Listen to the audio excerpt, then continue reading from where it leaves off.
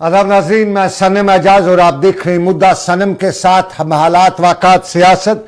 लेकिन इन दिनों जम्मू कश्मीर में बड़ा मामला है, दो बड़े मामले हैं, राहुल गांधी की यात्रा और राहुल गांधी की यात्रा के साथ साथ जम्मू कश्मीर में कज़िया ज़मीन भी है। और इसी कज़िया ज़मीन में कुछ नए जो पहलू हैं वो खंगाले जा रहे हैं, कुछ नए नाम सामने आ रहे हैं। और आज के अखबारात में आज की सशुर्की की खबर करें, आज की सोशल मीडिया ट्रेंड की बात करें तो एक नाम बड़ा शह सुर्खियों में है और ये है जम्मू कश्मीर के साबका वज़ीर आला, कांग्रेस के साबका बड़े लीडर, आज़ाद पार्टी के आज के सदर गुलाम नबी आज़ाद का हुक्मनामा सरकार का जारी होता है। कुछ तस्वीर आपको दिखाएंगे। ये है डिविजनल कमिश्नर डोडा का एक चिट्ठी जारी होती है और चिट्ठी में वो लिखते हैं, डिविजनल कमिश्नर कश्मीर को नंबर है चिट्ठी का 4386-89 SQ डेटेड 19 जनवरी 2023 और सब्जेक्ट है details of major chunks of encroachment state काचराई लैंड। और इसमें जो नाम दिए जाते हैं बहुत से नाम है, एक नाम हम आपको खास तौर पे दिखाएंगे, बताएंगे, उस पर बहस करेंगे। और ये नाम है, गांव है ये खाल जुगड़ा और खसरा नंबर है यहाँ पे 210 और नाम है गुलाम कादिर, गुलाम नबी, गुलाम अब्बास, गुलाम अली, लियाकत अली, निसार अहमद, बजाड़, सजाद अहमद, सन्स ऑफ रहमतुल्लाह, equal share out of 12 shares और रास मसूद, तारिक परवेज, ये नाम है। हमने थोड़ा सा वो उनको दिखाया है आपके टेलीविजन स्क्रीन पे, हम भी वो पूरा लेटर दिखा रहे हैं। और आगे लिखा है इसको जो लैंड जिसने कब्जा किया है, रिमार्क्स में वो लिखा है 2MP राज्यसभा 3 कंट्रैक्टर 4 कंट्रैक्टर। तो ये जब नाम निकल के आता है तो सीधा 2-MP की बात आती है, तो इसमें गुलाम नबी भी है, तो फिर आ जाता है नाम गुलाम नबी आज़ाद का। और गुलाम नबी आज़ाद के नाम ये ज़मीन जो है 145 कनाल ज़मीन उसके अहल खाना, उसके रिश्तेदारों या गुलाम नबी आज़ाद का अपना भी नाम है, वो उसमें आता है। और साथ में दूसरा नाम आता है गुलाम कादिर वानी, सन ऑफ लसबानी, ये सबका MLA हैं।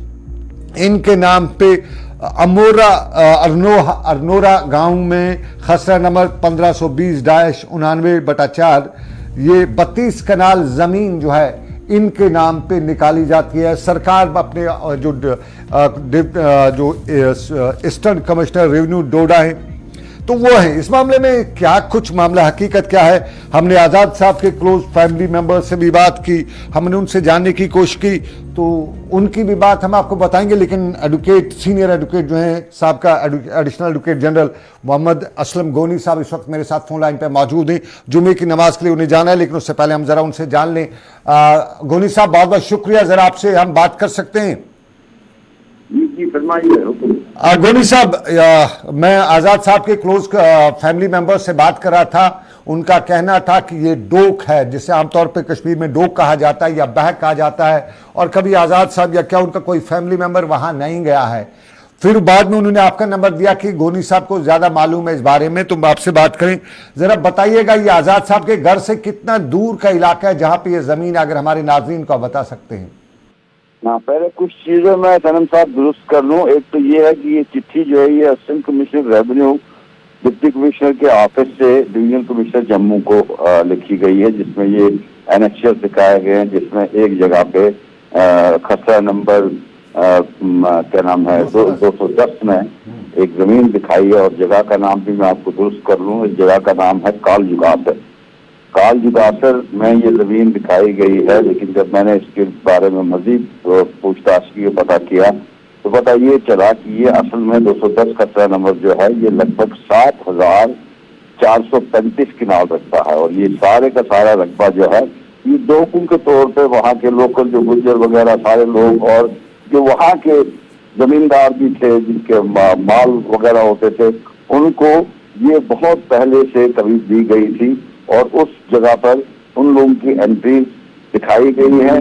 लेकिन मैं आपको यहाँ पे दोस्त एक चीज बात करूं कि ये जो मैंने रिसेंट उसकी गेजरी की नकल मंगवाई, इसमें इसके आगे रेड इंक में इंदराज किया गया है। और इस रेड इंक से दो चीजें होती हैं जो इन्फर होता है रेवेन्यू के हिसाब से। एक तो ये, या तो ये है कि ये सारी एंट्री तो है लेकिन ये सब जगह जो है अबंडेंट है वहां पर मौके पर कोई नहीं। नंबर 2, इसका ये भी हो सकता है कि ये एंट्री थी, लेकिन क्योंकि मौके पर कोई नहीं है, ये एंट्री खारिज की गई है। इस सिलसिला में कोई भी बातचीत असिस्टेंट कमिश्नर ऑफिस के या कोई भी डिस्क्रिप्शन या कोई भी क्लैरिफिकेशन नहीं दी गई, इस वक्त तक नहीं दी जा रही है। और मैं आपके वसादत से ये यहाँ पर जरूर कहूंगा कि ये सारा हिस्सा जो है पॉलिटिकली मोटिवेटेड थे, क्योंकि ये जब तीनों के खिलाफ एक कानून एक ऑर्डर निकाला गया 9 जनवरी 2023 को, उस ऑर्डर के मुताबिक जो भी जाति होने की लोगों को खदशा था, जिसमें लगभग 70 लाख आबादी इस रियासत की, जिसको अब आप यूनियन टेरिटरी कहते हैं, इस रियासत की 70 लाख आबादी इफेक्ट होनी थी। इस सिलसिला में कोई पॉलिटिकल पार्टी सामने नहीं आई, किसी पॉलिटिकल पार्टी ने कोई स्टैंड नहीं लिया। सिर्फ एक और एक आजाद साहब ने अपनी पार्टी से ये स्टैंड करवा के और जगह जगह पर इसके मुजाहरे किए गए, हर डिस्ट्रिक्ट हेडक्वार्टर पे किए गए, इसके मुजाहरे जो हैं रीजनल हेडक्वार्टर पे किए गए। और यही वजह है कि ये कंगाल खोला गया, जिसका असल में हकीकतन कोई मतलब नहीं है। मैं तो आजाद साहब की तो बात नहीं करूँ, आजाद साहब की फैमिली के बारे में बात करूंगा कि कभी भी कोई इंसान, आपको मालूम है 1999 के बाद जो मिलिटेंसी शुरू हुई, तो उस मिलिटेंसी कालजी बासत जो है सनम साहब, ये बहुत दूर इलाका है। मान लीजिए ये बॉर्डर करता है हिमाचल के साथ, इनके घर से भी ये काफी दूर है। आप चूंकि रास्ते बन गए तो कालजी बासत के नीचे तक, उस कालजी बासत से भी जहां तक रास्ता जाता, वहां से भी ये जगह जो है लगभग 6-7 किलोमीटर की दूरी पर है। और इसको जैसे कि बोलते हैं, इसको एंट्री जो है रेवेन्यू रिकॉर्ड में फाट की एंट्री की गई है। अब फाट जो है वो आपको पता, कश्मीरी में फाट बोलते हैं, वो किसी पहाड़ी को, जो पहाड़ी हो जिसमें घास वगैरह उगता हो, ये 2 पर्पज के लिए दिया जाता था। उस वक्त महाराजा के वक्त से दिया जाता था कि उस जगह पे या तो लोग अपने जो प्लेन जगह होती थी वहां पे अपने माल मवेशी चराते थे, और इन जगहों पे घास जो उगता था वो घास काटते थे। लेकिन आज के दिन में मैं आपके साथ से क्लियर करना चाहता हूँ कि ये एंट्री जो दिखाई गई है, ये एंट्री मेरे हिसाब से जो डॉक्यूमेंट से पता चलता है, ये एंट्री रद्द की गई है। और मैं ये बहुत ही जिम्मेदारी से आपके सामने कहूंगा कि इस जमीन के साथ आजाद साहब का तो दूर से, इस जमीन के साथ आजाद साहब की किसी रिश्तेदार का भी गोली साहब, मैं जरा हमारे नाजरीन को ये थोड़ा साफ कर दीजिए, आजाद साहब आजकल कहाँ रहते हैं, उनकी फैमिली कहाँ रहती है? दिल्ली और जम्मू को छोड़ के अपने डोडा के किस गांव में रहते हैं? भद्रवा डोडा किस इलाके में, किस गांव में रहते हैं? और ये जो इलाका है जहाँ की ये ज़मीन आप वो बता रहे हैं, ये वहीं पे है? उनके घर से कितनी दूर है जहाँ पे आजकल है, जो उनके जहाँ पे उनका जो राशन कार्ड जिस इलाके में दर्ज है, वहाँ से कितनी दूर है? और थोड़ा सा क्या, जरा एक और सर, क्या जहाँ पे ये ज़मीन है इसका कोई है कि कोई आसपास बांधी हुई है, कोई दीवार दी गई है, कोई कंस्ट्रक्शन वगैरह है, या ये कोई खुला है? क्योंकि हम, मेरे नाम भी बहक है जनाब। हाँ, मैं गुजारिश करूंगा आपको, आजाद साहब का आबाई घर जो है वो सौती चंगा में है। ये जगह जो है ये लगभग मान लीजिए ये रोडेबल जगह है। अब रोडेबल होगी, पहले रोडेबल नहीं होती थी, ये पिछले कुछ सालों में रोडेबल हो गई है। और इस जगह से जो ये जगह दिखाई जा रही है, जिसकी एंट्री की निस्बत हम बात कर रहे हैं, ये जगह उस जगह से कम से कम, अब ऐसे तो मेरे पास जराए नहीं, क्योंकि मैंने वहां से फोटो भी मंगवा लिए हैं, ये वहां से कम से कम 14-15 किलोमीटर की दूरी पर है। और ये एक पहाड़ी है, फाट है। और जैसे मैंने आपको बोला, ये नंबर 210 जो है ये 7435 किनार है। और वहां पर सारे वहां के बेचारे लोग हैं, वहां पे हमारी गुजर बरादरी के लोग हैं, बाकी लोग हैं, वो वहां पर अपना माल गर्मियों में ले जाके चराते। और इस जगह पे कहीं पे कोई भी खारबंदी नहीं है, कहीं पे कोई भी कंस्ट्रक्शन नहीं है, एक पैसे की कोई कंस्ट्रक्शन नहीं है। फाट है तो फाट में तो कंस्ट्रक्शन का मतलब ही नहीं है। फाट से मेरा मुराद है कि वो पहाड़ी, जिस पहाड़ी पर घास उगता है और घास काटने के लिए वो दी जाती है।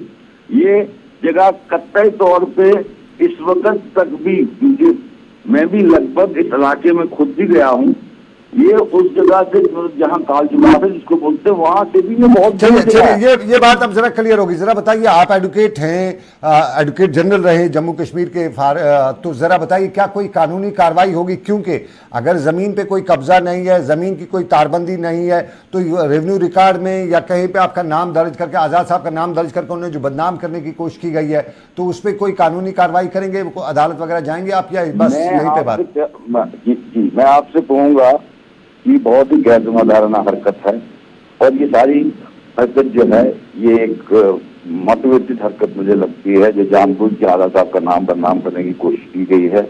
मैंने कल भी किसी लोकल न्यूज चैनल को, पोर्टल को बोलते हुए कहा था कि मैं अपना राइट हम रिजर्व रखते हैं कि इस मामले में दो द्वार फोन, क्योंकि मुझे कल एक न्यूज पोर्टल के वो जो मुझे इंटरव्यू कर रहे थे, क्या नाम है उनका, जी आप बताइए। जी हाशमी साहब, अच्छा, हाशमी साहब, मैंने उनको भी कहा था कि देखिए हाशमी साहब, बात ये है कि इस तरीके से ये चीजें जो हैं, ये चीजें इस तरीके से हम we are not going to take it very softly, क्योंकि अगर ये चीज है कि किसी के इंटरव्यू उस पर मुझे उन्होंने कहा, क्योंकि जुनैद हाशमी साहब ने उस कंसर्न असिस्टेंट कमिश्नर के साथ बात की थी जिसने ये फॉरवर्ड की है, और उसने ये कहा था उनको क्लियर लफ्जों में, जो मुझे उनने कहा कि हमने मौके की कंडीशन वेरीफाई नहीं की है। चलिए गौनी साहब, मौके की कंडीशन वेरीफाई नहीं की है। बहुत शुक्रिया गौनी साहब हमें ज्वाइन करने के लिए। मोहम्मद असलम गौनी, रिटायर्ड जो हैं एडिशनल एडवोकेट जनरल, साहब का एडिशनल एडवोकेट जनरल, और एडवोकेट गौनी साहब, मुझे आज़ाद साहब की फैमिली मेंबर्स ने बताया था कि गौनी साहब से बात की जाए, तो हमने गौनी साहब से बात की। आज़ाद साहब के फैमिली में हमें यह भी बताया कि पॉलिटिकली मोटिवेटेड है, ये एक बहक है, डोक है, वहाँ पे ये कहीं बाप दादा परदादा जाया करते थे, उसके बाद हम कभी गए नहीं, तब मवेशी लेके पूरे इलाके के लोगों को वो डोक जो है वहाँ पे डिवाइडेड थी, सबका हिस्सा था। लेकिन मेरे साथ जुनैद हाशमी भी जम्मू से ज्वाइन कर चुके हैं। जुनैद से मैं जानना चाहूँगा, जिन्होंने स्टोरी को पूरी तरह से फॉलो किया, जो बहुत बहुत शुक्रिया जुनैद। जी जी जी जुनैद, आपने सुना गोनी साहब बता रहे थे कि डोक है, ये बहक है, हमारे यहाँ माल भी इसको कहा जाता है, और बिल्कुल गांव देहात में जो पहाड़ी इलाके हैं वहां पे इस तरह की डोके हैं, बहकें हैं, वहां पे लोग मवेशी अपने छोड़ देते हैं, भेड़ बकरियां छोड़ देते हैं, वो ऑक्यूपाई नहीं होती है। मेरे बाप दादा के नाम, परदादा के नाम पे भी थी, आज भी वो चलती रहती है। तो गोनी साहब का ये कितना कहना सही है कि वाकई में डोक वगैरह है? अगर आपके हम स्टोरी को आप देखें तो ये एग्जैक्टली वो स्पॉट कैसा है, जिस स्पॉट को लेकर क्लेम किया जा रहा है कि स्पॉट के ऊपर जो है गुलाम नबी आजाद और उनके खानवादे का कब्जा है, मेरे पास उसकी वीडियो है, मैं आपको वीडियो दिखाना चाहूंगा। ये है वो इलाका, ये ध्यान से आप देखिएगा, ये है वो इलाका जिस इलाके को लेकर कहा जा रहा है कि इस इलाके के ऊपर कब्जा है। और ये आप देख सकते हैं कि ये आदमी खड़ा होकर वहां बता भी रहा है कि जनाब ये तो एक पहाड़ी है और इस पहाड़ी के ऊपर कोई कंस्ट्रक्शन नहीं है। इस पहाड़ी के ऊपर ये आप देख सकते हैं कोई कंस्ट्रक्शन इस पहाड़ी के ऊपर नहीं है, कहीं पे भी कोई कब्जा नहीं है, कोई बाउंड्री नहीं है, कोई तारबंदी नहीं है, कोई चीज इसके ऊपर नजर नहीं आ रही है। यही है वो डोक जिस 145 कनाल को लेकर सरकार की चिट्ठी में आया है कि इसके ऊपर, इस सरकारी जमीन के ऊपर जो है गुलाम नबी आजाद और उनके खानदान का कब्जा है। और इस चीज से आप सनम अंदाजा लगा सकते हैं कि जो निचले स्तर पर काम करने वाले सरकारी कर्मचारी हैं वो ऊपर वाले स्तर पर जो उनके साहब लोग बैठे हैं उन्हें क्या फीडबैक देते हैं जी। अब बताइए, ये आपके सामने है, ये मैं आपको तस्वीरें दिखा रहा हूं, इससे आपको अंदाजा हो जाना चाहिए कि क्या है वहां पर। मैं दोबारा ही वीडियो क्लिप का प्ले करूंगा ताकि जितने भी नाज़रीन है वो ये देखिए, ये आपने देख लिया कि ये बिल्कुल टोटल पहाड़ी इलाका है और इसके ऊपर इस वक्त बर्फ है और इस वक्त इस जगह पर जाना भी लगभग नामुमकिन है जी। तो ये अच्छा, इसमें मैं आपको ये बताऊं, अगर आपने वो डॉक्यूमेंट भी देखा होगा, उस डॉक्यूमेंट में भी गुलाम नबी आजाद को राज्यसभा का एमपी बताया गया है। हाँ। जबकि वो राज्यसभा के एमपी तो है नहीं है इस समय, वो तो क्या कहते हैं इस वक्त डेमोक्रेटिक आजाद पार्टी के लीडर हैं। और तीसरी सबसे इंपॉर्टेंट चीज ये कि इन्हीं के खानदान से एक और शख्स ने उर्दू में रुक्का लिखकर मुझे भेजा है, जिसमें उन्होंने बड़ी तफसील के साथ कहा है जी कि उनके खानदान के नाम पर इसकी एंट्री थी। ये बहुत उन्होंने तारीख की बात की है, बहुत सारी चीजें कही गई हैं। लेकिन उसके बाद जो इस वक्त की सूरत हाल है वो ये है कि इस पर रेड एंट्री है और वो रेड एंट्री का मतलब कि इसको खारिज कर दिया गया है सरकारी खाते से। सरकारी खाते में रेड एंट्री का मतलब यही है कि इस वक्त ये जमीन गुलाम नबी आजाद या उनके खानदान के नाम पर स्टैंड नहीं करती। लेकिन जब तक सरकार आधिकारिक तौर पर, या जैसे मैंने आपको कहा कि जी कमिश्नर या किसी और लेवल का कोई अधिकारी जब तक ये नहीं कहता कि इसकी इस वक्त की पोजीशन क्या है, तो तब तक मुझे नहीं लगता कोई क्लैरिटी आएगी। मुझे लगता है इसमें डोडा के जिला प्रशासन को एक क्लैरिटी देनी होगी, बताना होगा डोडा के जिला प्रशासन को कि इस वक्त सूरत हाल क्या है। खबर में जो ये सब कुछ निकल के आ रहा है, जो हम लोगों से बात करें, आजाद साहब की फैमिली से बात करें, तो लग रहा है कि ये कहीं फिक्टिशियस ही मामला है, क्योंकि स्पॉट पे ना जाना, लोगों से बात करें। तो इसका एडमिनिस्ट्रेशन क्या चाहती है, सब कुछ दिखा के, नाम निकाल के? मुद्दा और मकसद क्या हो सकता है एडमिनिस्ट्रेशन का? देखिए, एक आधी एडमिनिस्ट्रेटिव गलती को हम ये नहीं कह सकते कि एडमिनिस्ट्रेशन सब जगह ऐसा ही कर रही है। ये डोडा का इलाका जो है बड़ा दुश्वार गुजार इलाका है। अफसरों के लिए भी इन ढोकों पर पहुंचना और वहां पर देखना कि इस वक्त पोजीशन क्या है, ये मुमकिन नहीं है। लेकिन चूंकि एक बहुत बड़े ये गुलाम नबी आजाद शख्सियत नहीं है, हिंदुस्तान की एक बहुत बड़ी शख्सियत है। इस शख्सियत का नाम लेना या इस शख्सियत का नाम किसी रिकॉर्ड में इस तरीके से दर्ज करना या दिखाना कि भाई इनके नाम पर 145 कनाल के करीब जमीन है जो सरकारी है और ये काबिज है उसके ऊपर, मुझे लगता है कि इन मामलों में एहतियात की जानी चाहिए। इसलिए एहतियात की जानी चाहिए क्योंकि आप एक शख्सियत का नाम ले रहे हैं और आपने रिकॉर्ड में दिखाया है कि 145 कनाल के करीब जमीन ये लोग काबिज हैं। अब उस जमीन की इस वक्त की सूरत हाल क्या है वो मैंने आपको वीडियो में दिखा दिया। इस वक्त उसकी सूरत हाल ये है कि वो एक चोटी है, पहाड़ी पर एक चट्टान सी है, एक पहाड़ है और पहाड़ के ऊपर बर्फ है, न तारबंदी है, न वहां मकान है, न वहां कोई कंक्रीट का स्ट्रक्चर है। तो आपने स्टेट लैंड रिट्रीव करनी है तो किससे रिट्रीव करनी है? काबिज कौन है जिससे आपने रिट्रीव करनी है? ये मुझे लगता है एक बड़ा सवाल है जो डिस्ट्रिक्ट प्रशासन के कामकाज पर ये सवाल खड़ा होता है। और ये भी कि जब आपसे लिस्ट मांगी जाती है डिवकॉम लेवल पर, जब आपसे लिस्ट मांगी जाती है एफसी फाइनेंशियल कमिश्नर के लेवल पर, तो मेहरबानी करके आप पटवारी से, तहसीलदार से, नायब तहसीलदार से जमीन पर वेरीफाई करवाया करें कि इस वक्त उस जमीन की पोजीशन क्या है। क्या इस वक्त उस जमीन के ऊपर कोई काबिज है या जमीन के ऊपर कोई काबिज नहीं है? इस चीज की वेरिफिकेशन करते नहीं। और जब इस तरह की चिट्ठियां आती हैं या इस तरह के सरकारी कागजात आते हैं तो हमें क्या कहते हैं, इन कागजात को लेकर जाहिर सी बात है सहाफी के तौर पर तो आप इसमें स्टोरी बनाएंगे। और अगर आप सनम इसमें एक और चीज देखेंगे, इसमें गुलाम कादिर वानी का नाम भी है। गुलाम कादिर वानी डोडा के पूर्व एमएलए हैं, उनको लेकर भी कहा गया है कि उन्होंने भी 2 जगह पर क्या कहते हैं जमीनों के ऊपर कब्जे करे हुए हैं। और इसमें कुछ और नाम भी हैं। इसको लेकर कल जब मेरी एडवोकेट असलम घोनी से बात हुई, उन्होंने भी एक बात बड़ी क्या कहते हैं संजीदा बात इसमें कही। उन्होंने कहा कि जिन जो असल में सरकारी जमीनों के ऊपर कब्जे हैं वो इसमें रिफ्लेक्ट क्यों नहीं हुए हैं, वो कब्जे क्यों रिफ्लेक्ट हुए हैं जो क्या कहते हैं असल में कब्जे नहीं है। और उन्हें यह भी कहा कि ऐसा लगता है कि टारगेट करके डेमोक्रेटिक आजाद पार्टी के नेताओं का इसमें नाम दिया गया, ये उनका कहना था। चलिए जुनैद, बहुत शुक्रिया पूरी तफसील से हमें दिखाने के लिए, बताने के लिए बहुत बहुत शुक्रिया। जुनैद हाशमी जम्मू से मेरे साथ थे। और इस खबर के पस मंजर में जरा खुल के बात की जाए तो गांव देहात में बहुत से लोग ऐसे हैं जो बहकू में जाते हैं, वो टेम्परेरी होता है तो उनका वहाँ पे जाना, अपने माल मवेशी लेके, कुछ जगहों पे उन्हें बह कहा जाता है, कुछ इलाकों में उन्हें डोक कहा जाता है, कुछ जगहों पे उन्हें माल कहा जाता है। तो ये पहाड़ पे एक छोटा सा टापू जैसा होता है, वहाँ पे ज़मीनें होती हैं, वो लोग वहाँ अपने मेल जो मवेशी होते हैं वो लेके वहाँ जाते हैं। 1-2 आदमी मवेशियों के साथ होते हैं, कभी कभी फैमिलीज भी माइग्रेंट हो जाती हैं, जिस तरह बकरवाल लोग जाते हैं। तो ये जो है आज़ाद साहब की फैमिली का कहना है कि कभी माल हुआ करती थी दादा परदादा के ज़माने में, और आज़ाद साहब के जन्म के बाद भी कभी कोई उनका फैमिली का मेंबर वहाँ गया नहीं है। तो कहाँ से ऑक्यूपाई हुई, कोई उसका बाउंड्री नहीं है, कोई कंस्ट्रक्शन नहीं है, कोई तारबंदी नहीं है।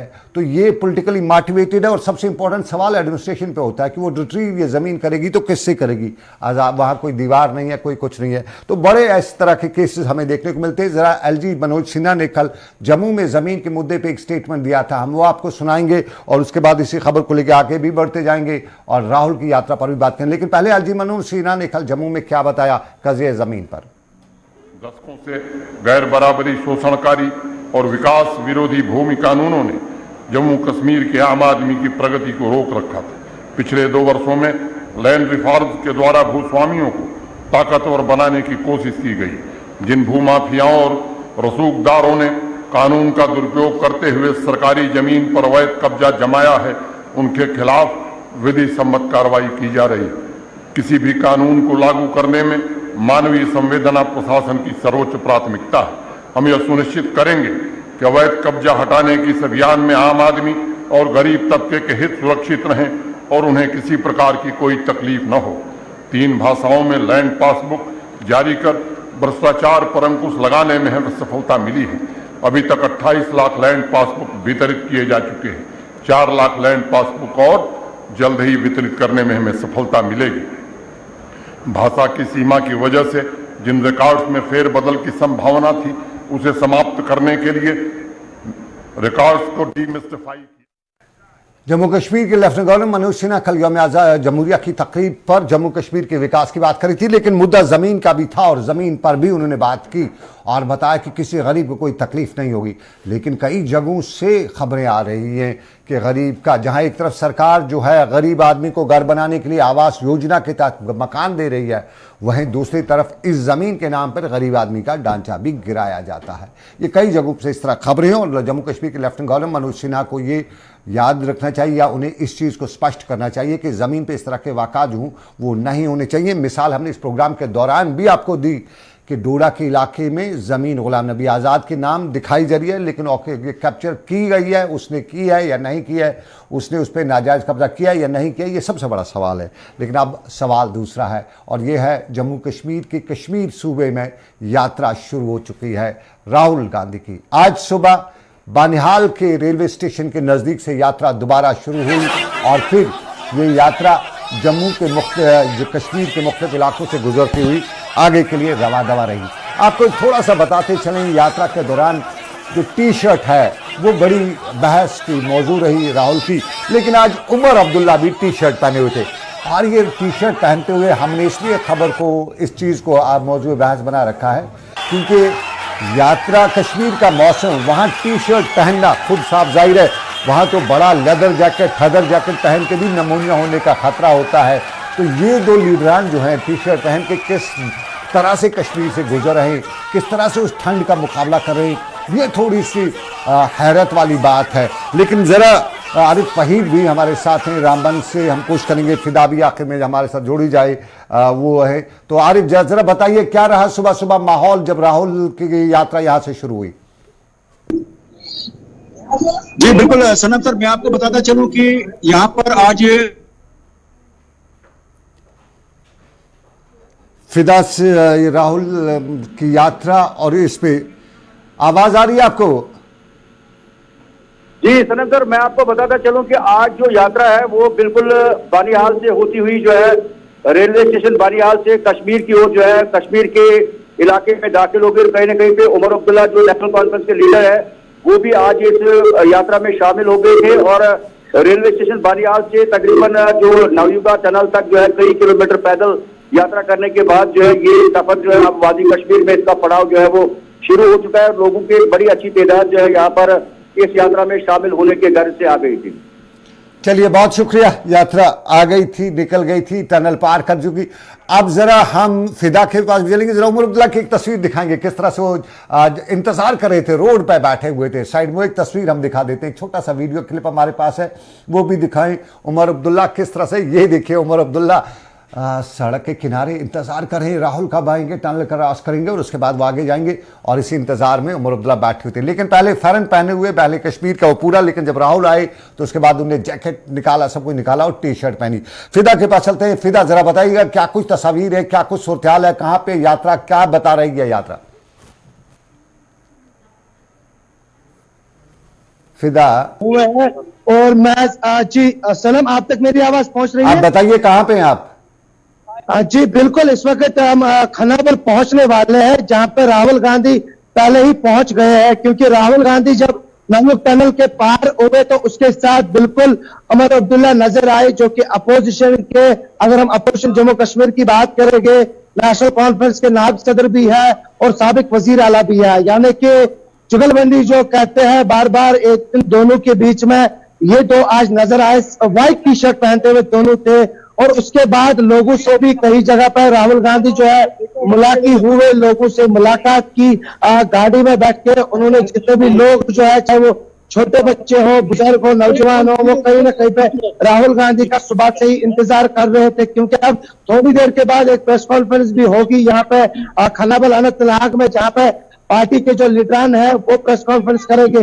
और प्रेस कॉन्फ्रेंस के बाद जो है आगे का लाएमल क्या होगा, पार्टी का कल कितने बजे यहाँ से पद यात्रा शुरू होगी श्रीनगर के लिए। लेकिन अभी मैं आपको बता दूं आपको कि इस वक्त जो आम लोग हैं वो अभी यात्रा तो कर रहे हैं, लेकिन बिना राहुल गांधी के, क्योंकि राहुल गांधी गाड़ी में सवार होकर सीधे खनाबल के लिए रवाना हुए हैं। अब थोड़ी देर के बाद क्या राहुल गांधी जो है यहाँ पे नाइट स्टे करेंगे खनाबल में, ये तो थोड़ी देर के बाद ही तस्वीरें साफ हो जाएगी। लेकिन जब कल जयराम रमेश के साथ हमने बात की तो जयराम रमेश ने कल बताया कि राहुल गांधी जो है नाइट स्टे अनंतनाग में करेंगे, तो अगले दिन मैं वक्त इजाजत नहीं देते। मुझे एक चीज बताइए, ठंड आपको शायद लगती होगी जिस तरह आपका जैकेट वगैरह देख रहे हैं, लेकिन राहुल और उमर ने टी शर्ट पहनी थी इस कड़ाके की ठंड में, ये राज कुछ पता चला क्या है?